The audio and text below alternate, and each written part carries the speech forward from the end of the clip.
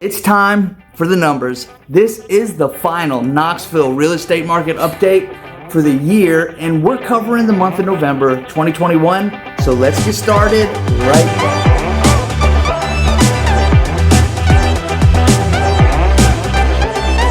What's up, everybody? Welcome back to All Things Knoxville with me, Ben Barredo, your local real estate pro and relocation expert for East Tennessee.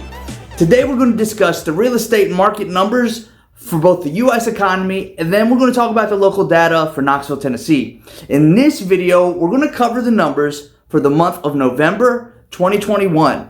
Being that this is the last market update for 2021 because December will be covered in January, it also means it's the holidays. So I wanted to take this time to say Merry Christmas and Happy New Year to all of you. I also wanted to take a quick second to thank you from the bottom of my heart for all of the support that you have given me throughout this year. This has been an incredible year of growth for my real estate business.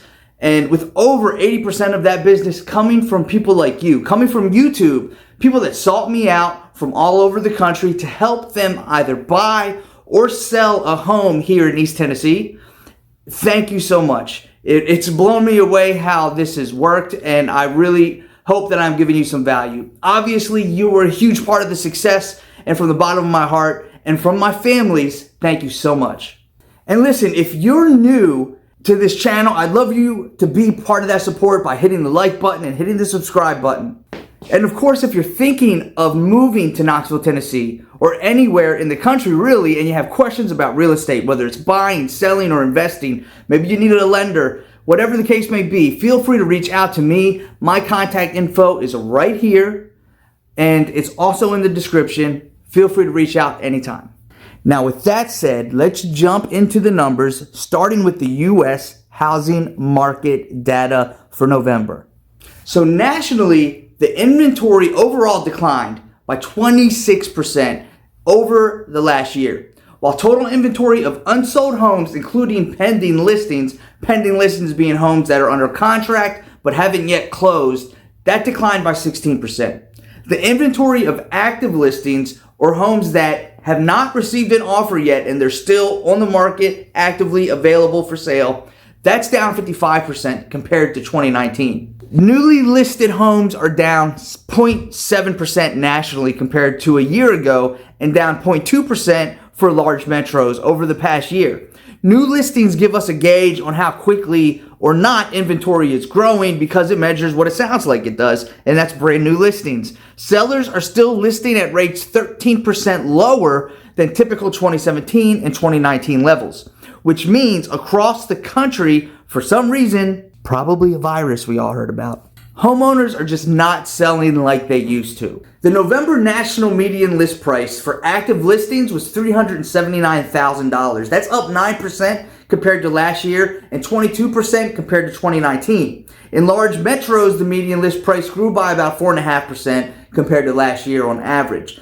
The reason larger cities are growing at a rate much slower than the rest of the country tells me that people are basically leaving the cities and they're moving to more rural areas in masses. They're taking their big city income, being able to work remotely, or they're taking a large equity out of their homes and they're putting that down and having the ability to pay premium prices on homes in rural areas, usually over market value. This is what's causing the massive growth in home values or median list prices across the country, while cities are just barely keeping up with that growth. Nationally, homes spent about 47 days on the market. November is down 10 days from the same time last year and down 23 days from the year before. What this tells me is even though it's a slow time of year for real estate, the low inventory is still creating a strong desire for buyers to move quickly on whatever houses are available. Hence the reason they're selling faster now than other winter seasons of the past couple of years.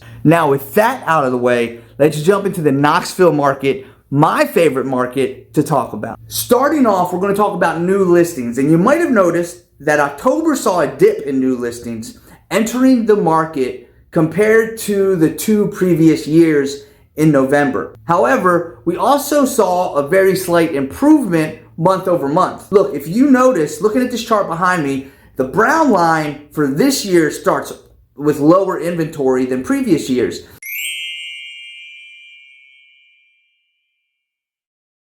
And then it begins to cross, the lines begin to cross in June, which means inventory is improving and returning or exceeding recent normals.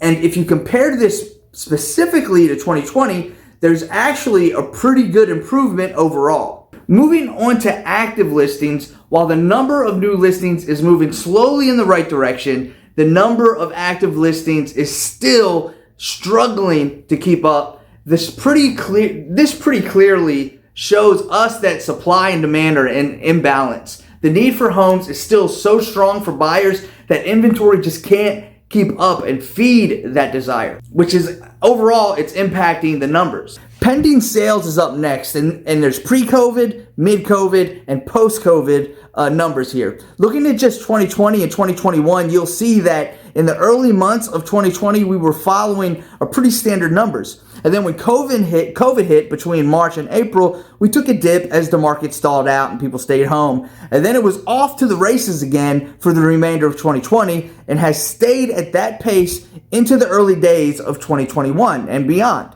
November pending this year are very similar to last year. And in December of last year, people seemed to take a break. There was a COVID resurgence as well. And I'm predicting that we'll exceed the pending sales and set a new MLS record for December. Now, when it comes to closed units, we had a record high number of closings in November. In fact, we've remained steady really since August, which is a bit unusual. And in more recent years, we actually had more closings in December than in November. And with the number of homes currently in pending status right now, that's a very likely possibility again this year. Months of supply is one of my favorite numbers to gauge because it is the easiest piece of data to tell us what kind of market we're looking at.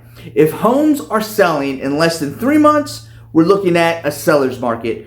If it's 5 months or more, we're looking at a buyer's market where they have the leverage. 4 to 5 months, we're looking at a healthy market where supply and demand are in balance. Now, we've been in a seller's market, or what I would call an extreme seller's market, for a long time now, probably since 2012, 2013. Still, in Knoxville, this number took another hit. While the number of new listings set a record in November, the homes available for buyers is still lower than what we see in the spring and summer. Demand is not satisfied. Demand is still very strong statistically. Buyers are still actively looking for homes, and we have just over 1 month of supply of houses at our current rate of sales, which means if no new houses hit the market, we'd be out in a month.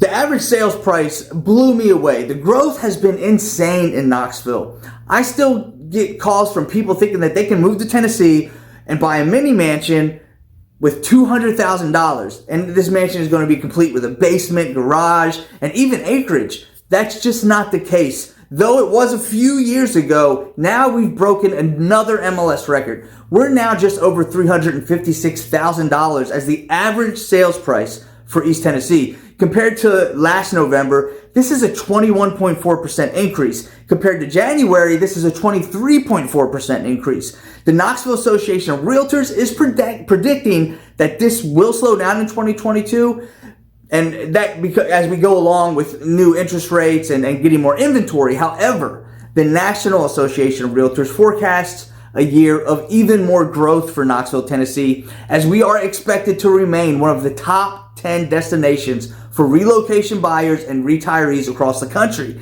But still, even with that expected growth, this small city is likely going to be much cheaper than most of the areas in the country. Average days on market, there's not really been much change with that, but we are starting to see a slight increase in the amount of time a home is on the market. This could be due to the fact that increasing prices are resulting in fewer buyers paired with more listings coming on the market and therefore more competition. It could also be impacted by the winter season and buyers burn out as many folks decide to throw in the towel and wait until January to start looking again. Finally, let's talk showings, which refers to when buyers schedule time to look at or preview a property that they're thinking about buying. Tracking just Coldwell Banker Wallace's numbers, we see that showings are up over the previous 2 years. This number has not taken the same type of seasonal dip as before, which actually blows my prediction about buyers dropping out for the season out of the water. The number of showings directly predicts the number of closings and pending sales that we're going to have the next month. And because these numbers are so high right now and record high for our brokerage, I'm going to assume that Coldwell Banker Wallace is going to have a great month in January and February and will remain one of the top brokerages for the Knoxville area for another consecutive year. Well, listen, that's it for this month's market update. You probably won't see me again until January, but I look forward to growing this channel and upping my YouTube game to bring you more information, valuable data, and hopefully entertain you along the way. I can't wait to see you in the new year, and until then, Merry Christmas, everybody. Bye.